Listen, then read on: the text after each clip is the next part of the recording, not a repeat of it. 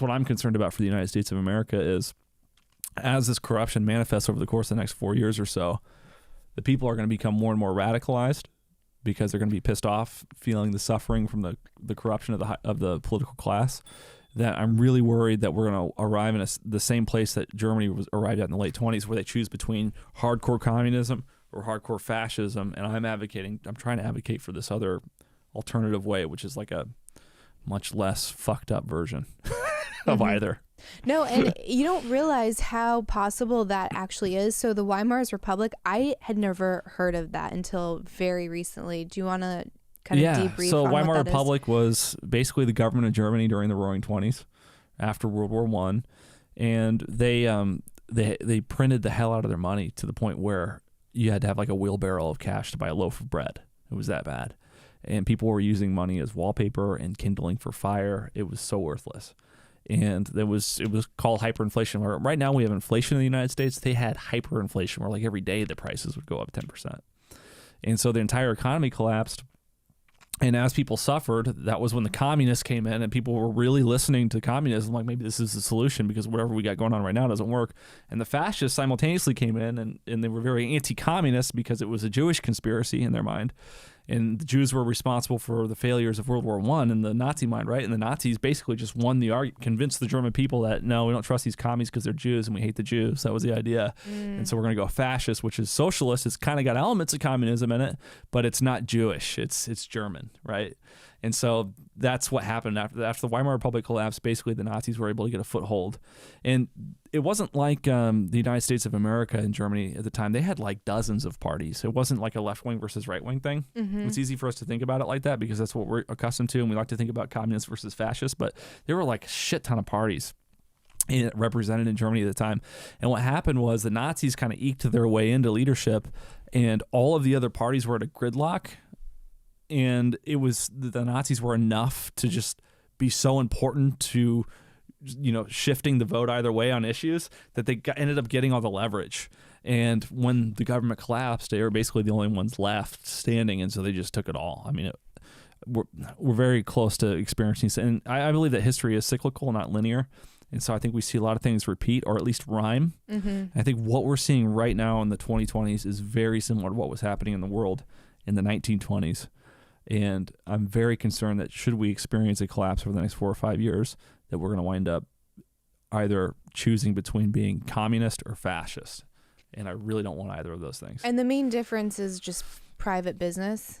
Yeah. So in communism, there is no private property. But in fascism, you still have private property rights to a certain extent, but the government controls all the major industry still. So it's not the same as communism because communism has this whole Marxist collectivist ideal behind it. And fascism doesn't. But fascism is more like what we actually have now, where you can start your own business, but once you reach a certain size, then the CIA reaches out to your censorship department and asks you to take down certain accounts, right? So when you have the Googles of the world changing search results, and you have the Facebooks of the world and the Instagrams of the world and Twitter before it was X, having meetings regularly with the CIA about what accounts or narratives to shut down, like that's basically fascism. Even though the government doesn't technically own the business, there's so much political influence over all of industry. And in fascism too, you have to keep in mind too that since banking was so heavily associated with Jewishness in the eyes of the Germans, they totally redid the way banking was done. So after the Nazis took over, they eradicated the ability for any bank to loan money on interest to anyone. The only entity that banks could loan money on interest to was the Nazi Party for the war effort. So nobody had any debt in Germany because you legally couldn't get any debt. They like totally shifted the whole thing. And so it's just wild how different things became. And honestly, there were a lot of good things about it for the German people. It was just too bad that Hitler and the Nazi leadership was so evil because they made so many reckless decisions that ultimately led to the entire destruction of their whole country. And like within the course of like 6 years, like they were fine and then they were all gone. And that's what bad leadership can do. No, absolutely. And then it's also when you look to one person to solve all of your issues, and when something is so out of control, then you end up wanting someone who's really stern, because you're like kind of like with a child, like if something gets out of control, then you need way more discipline. And I think people look to government as like daddy government oftentimes. When I was learning about the Weimar Republic, and correct me if I'm wrong, because like again, it's still very new to me. One of my co-hosts on the other show that I do was saying it was like during World War I, basically, like a lot of the Jewish people stayed behind. They didn't participate in the war efforts, which comes back to like why a lot of the Germans were blaming the Jews for the lost war effort. But because they were so heavily involved with banking, that they were the ones that were getting a lot of the people that stayed, like the wives, the mothers, the sisters, into incredible debt. And then they legalized sex work, which was really like out of sorts for that, especially for that time. And then there was like a lot of weird gender stuff that was happening where they were kind of perpetuating gender fluidity and like trans stuff.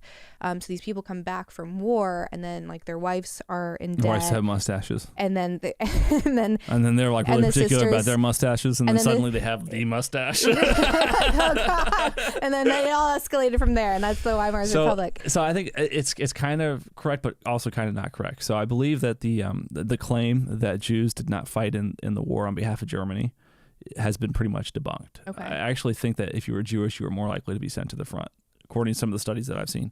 I don't know what's true or what isn't. But I will say that after when the Germans lost World War I, the soldiers and the people were incredibly surprised.